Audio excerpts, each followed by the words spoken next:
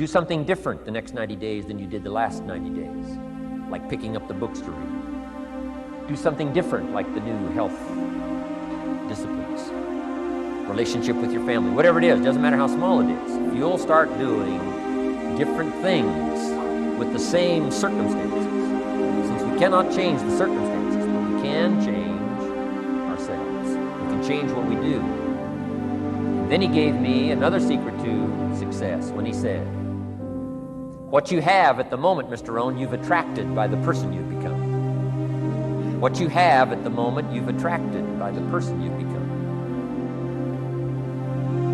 Few little simple principles here. Once you understand these, it starts to explain so much.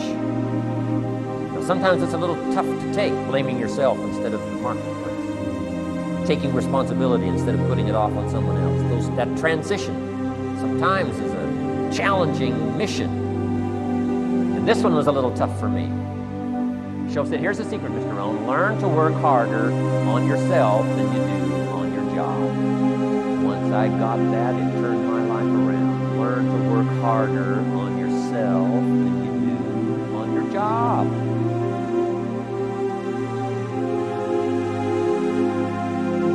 He said, if you work hard on your job, you'll make a living. If you work hard on yourself, you can make a fortune. If you would have known me at age 25, you would have said, Jim Rohn's a hard worker. If you'd have known me, you'd have said that. I'm the guy, I don't mind coming a little bit early, staying a little bit late, I don't mind that. You'd have said, well, Jim Rohn's a hard worker.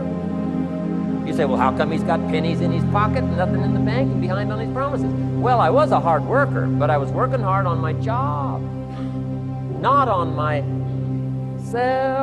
I'm telling you, if you'll learn that simple little principle and start the process today, latest tomorrow, give you tonight to think it over.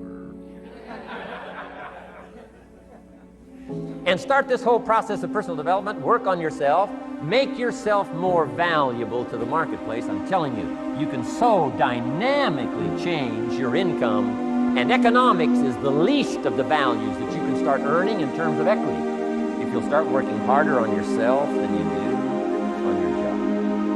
Work hard on your develop the skills. Work hard on yourself and develop the graces. All of the stuff necessary to become more valuable to the marketplace. I'm telling you, your whole life can explode into change. Promotions, no problem. Becoming more valuable to the company, I'm telling you, no problem. Money, no problem. Economics, no problem. Future, no problem. If you just go to work on the right thing. Not get things out there to change. Don't try to change the seed. Don't change the soil. Don't change the sunshine. Don't change the rain. Don't change the mix of seasons. Let the miracle of everything that's available work for you. Start working on the inside. Work on your philosophy. Work on your attitude. Work on your personality. Work on your language. Work on the gift of communication. Work on all of your abilities. And if you'll start making those personal changes, I'm telling you, everything will change. Mr. Shoaff, over a 5-year period before he died at age 49, he taught me some extraordinarily simple things. He only went to the 9th grade school. Never finished high school, never went to college, never went to university. So he put his ideas and his experiences in very simple language, which I think for me, kid from the farms of Idaho, that simplicity was so important. Because if it would have been technical, I'd have missed it.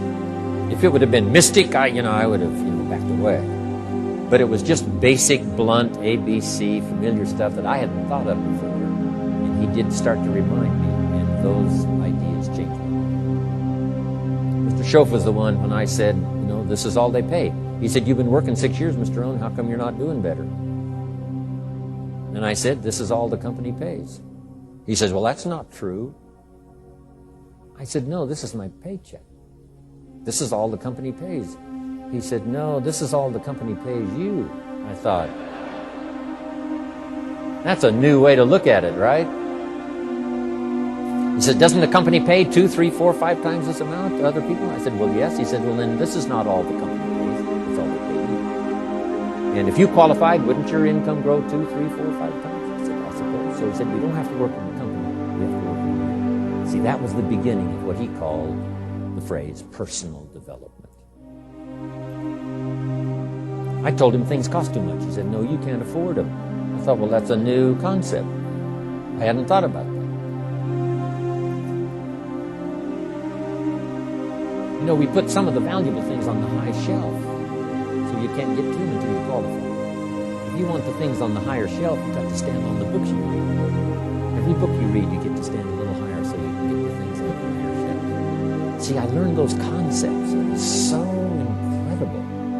And here was the most important one. Success is something you attract by the person you become. See, that phrase changed my life. Success is something you attract by the person you become. Success is not something you pursue. It's like chasing a butterfly. You can't quite catch it. Success is something you attract by becoming an attractive person. See, those were new concepts to me. I'm just working hard trying to make a living.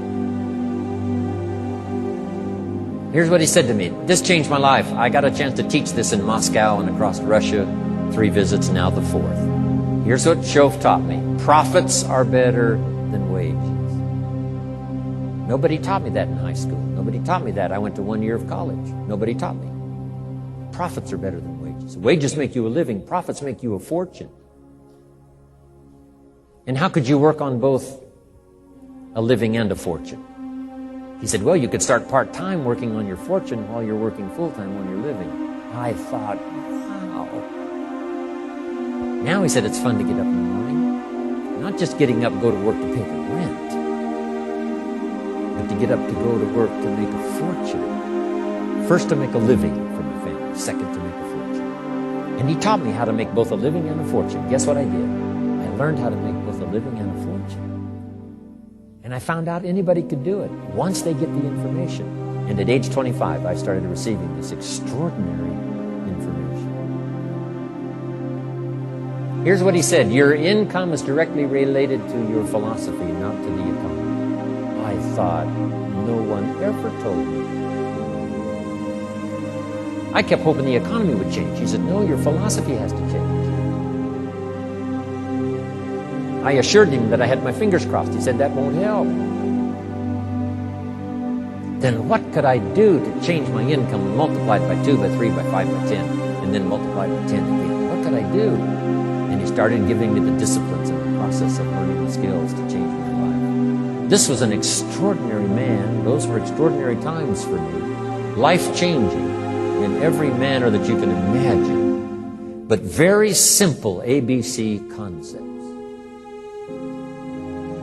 Here's what I learned. Not to search for the exotic until you've discovered the basic. And those basic philosophies that he shared with me during that time were life-changing. Success is something you attract by the person you become. Success is not something you pursue, chase, run after. Success is something you develop, something you become. You attract success.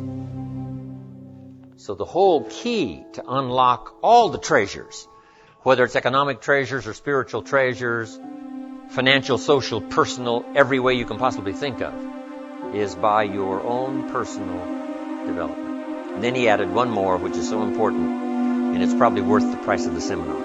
Here it is. What you become is much more valuable than what you get. What you become is much more valuable than what you get. The major question to ask on the job is not what am I getting here. The major question to ask on the job is what am I becoming here. Not what am I getting, what am I becoming.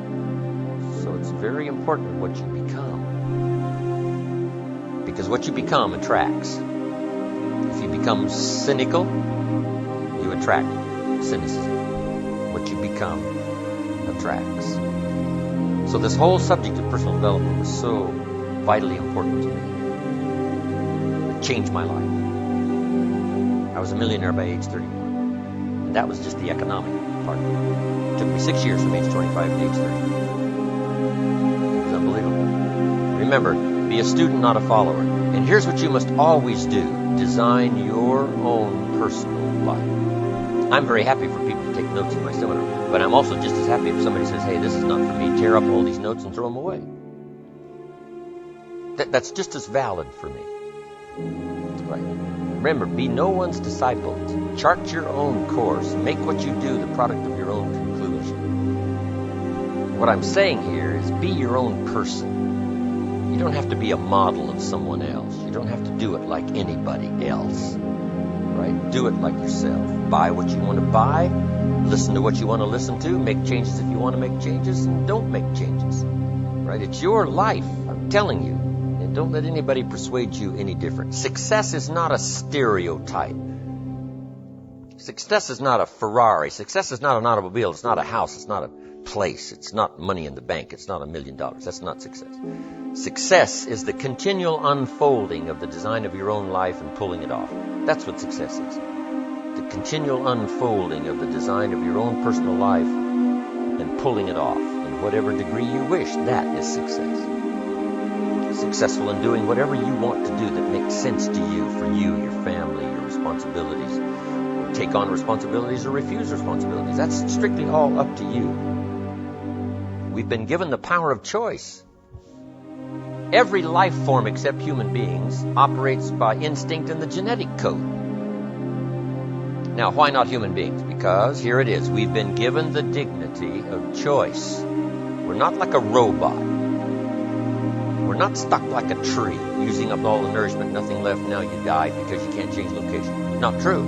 Humans can go north, south, east, west. Humans can change, do anything they want to do. We've been given the dignity. But here's what's interesting about all life form except humans. Every life form except humans strives to the max of its potential. How tall will a tree grow? As tall as it possibly can. You never heard of a tree growing half as high as it could. No, that is impossible. A tree grows as high as it can, drives down every root it can, produces every leaf it can, extends itself as far as it possibly can. Every life form extends to the max, except human beings. Now, why not human beings? Because we're not robots. We've been given the dignity of choice. And here's a couple of alternatives on the dignity of choice. To be part of or all of. You have the potential to be. And you got the choice. Do a little to make yourself comfortable and forget the rest, or do it all. And there's nobody here to dictate you got to do it all. That's nonsense. You got to be rich because we live in a rich country. That's nonsense. You don't have to be rich. You don't have to do it all. You can do a little, do some more. Take advice, but don't take orders. Take information, take training, take teaching, but don't take orders from no one that tells you how you need to live and what you need to own and what you need to do. Somebody says, well, you need to be successful. That's a personal choice, being successful. What we teach is the possibilities, and everybody chooses. Take a little, take a lot, do some, do nothing. Abraham Lincoln said, since I would be no one's slave, I will be no one's master. Excellent philosophy. If a guy says, hey, I'm soon cashing it in, I'm heading for the mountains, I'm going to live in a little cabin, live off the land, and feed the squirrels. If he goes and does that, guess what? He's a smashing success. Why? He's doing what he designed to do and went and did it and pulled it off. You can't say, no, that's not successful. That is the epitome of success. It's giving a design to your life and go pull it off. Making progress in that direction that satisfies you. If it doesn't satisfy you, make alternatives. You change. And if you get some better ideas, sure, you may follow someone's suggestion and ideas, but not orders. Design your own life like you want it that will fit. Now, if you take on some responsibilities, now you got to consider those. Yes, you can ignore your responsibilities, but you won't feel good about that. Guess what the old prophet said? Some things that taste good now in the mouth turns bitter later in the belly. So you don't want to sacrifice. We all must suffer one of two pains. Regardless of your choice of lifestyle and what you want to do, we must all suffer one of two pains. The pain of discipline or the pain of regret. And what we suggest to everybody is to consider the disciplines, because disciplines weigh ounces, regrets weigh tons. You don't want to substitute a discipline for a regret. In our opinion, that would be a poor choice. Now, you can do it, but some things are poor trade-offs. The old prophet said, what if you gained the whole world, but it cost you your soul? Would that be worth it? And with a bit of intelligence, we say, no, that doesn't seem worth it. Even if you got the whole world, if you traded your soul, that experience would be so bitter and so awful and so devastating, it wouldn't be worth it. What if you got some gain by greed instead of legitimate ambition? I'm telling you, it might taste good up front, but it's going to turn bitter in the belly. And a bit of that advice saves some people from devastation. Say, well, you're right. I better think twice about that. So we must confront all laws, spiritual laws, agricultural laws, basic laws, fundamental laws. We must confront all of those. But you still now can design your own life. A little, a lot, go east, north, south.